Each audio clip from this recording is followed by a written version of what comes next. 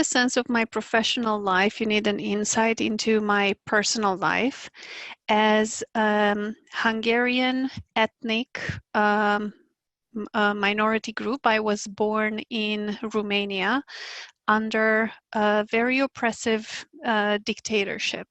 So my passion to seek systems that can be steered by the voices from within has started early on. That has led me to becoming a conflict management professional. I am a licensed mediator, and to understand conflict, I have worked with every kind of conflict you can imagine. Family, neighbors, business, teams. I've facilitated board retreats and public forums and land disputes. But one thing I learned is that mediation addresses conflict as a process, but to address conflict that it's inherent in the structures that we create is more difficult. That's when I came across Sociocracy and become a certified Sociocracy expert, because I recognize Sociocracy as being the answer to structural conflict. And since that time, I've been bringing Sociocracy to for-profits and non-profits, and I have been training mediators and managers both in conflict management and in Sociocracy using experiential learning techniques. That's me. John? Hi. When I first got out of college, I had a job at Boeing as a technical writer. It was a very nice job. I liked the people I was with. I liked my boss. And it paid well. So I was quite happy, except that I kept being bugged by one question. Why couldn't I elect my boss? And I had been growing up thinking, well, I lived in a democracy. And suddenly it hit me that I didn't live in a democracy. And I asked, how come? And, why can't we elect our leaders? And so I went on in my career and got a job at the Federal Aviation Administration in a management intern program and took lots of training and looked for places that might be running the businesses democratically, and I couldn't find any.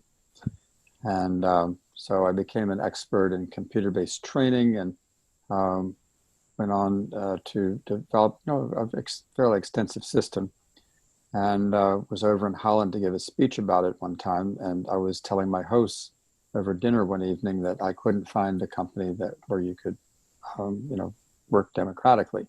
They said, oh, don't worry about that. The problem's been solved. Go see Gerard Endenburg down in Rotterdam, which is what I did. And within half an hour, I could tell that he had something really new. And so I made several trips back there. I brought him over here at one point to teach Sociocracy, is what he was calling it, and ended up getting a master's degree to demonstrate to myself that I could see a quantitative difference in the commitment of workers in Holland versus 5 sociocratic companies in Holland. And I learned enough Dutch to be able to translate a lot of the materials. It was before you had Google translators. And co-wrote a book called We the People, Consenting to a Deeper Democracy. And then I finally, I had gone on and was, running fairly large computer projects, a few hundred people. And I said, I'm just going to quit. I'm going to become a consultant and talk about what I really like.